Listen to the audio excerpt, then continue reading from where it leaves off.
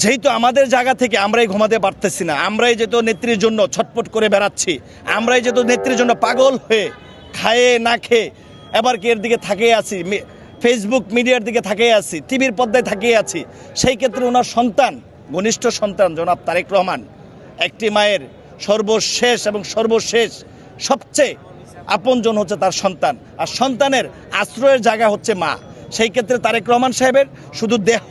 আর বডিটাই রয়েছে লন্ডনে, ওনার মন রয়েছে বাংলাদেশে মায়ের পাশে। আমি রাষ্ট্রকে বলবো, ডক্টর ইউনূস সাহেবকে বলবো,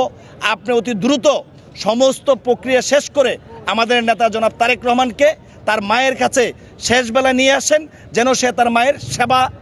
টুক করে মাকে আবারও সুস্থভাবে ফিরিয়ে নিয়ে বাসায় যেতে পারেন। আমি রাষ্ট্রের কাছে এবং রাষ্ট্রের সরকারের কাছে আমার আহ্বান থাকবে। পাশাপাশি যেহেতু উনি লন্ডনে রয়েছেন, লন্ডন সরকারেরও আইনি যদি কোনো জটিলতা থাকে, লন্ডন সরকারের যদি কোনো সহযোগিতা থাকে, দুই রাষ্ট্রপ্রধান কথা বলে অতি দ্রুত সময়ের মধ্যে আগামী 24 ঘন্টার মধ্যে আমি চাই আমাদের নেতা জনাব তারেক রহমান যেন বাংলাদেশের মাটিতে পা রাখে এবং তার মার সেবা করার সুযোগটুক আমরা চাচ্ছি রাষ্ট্রের কাছে।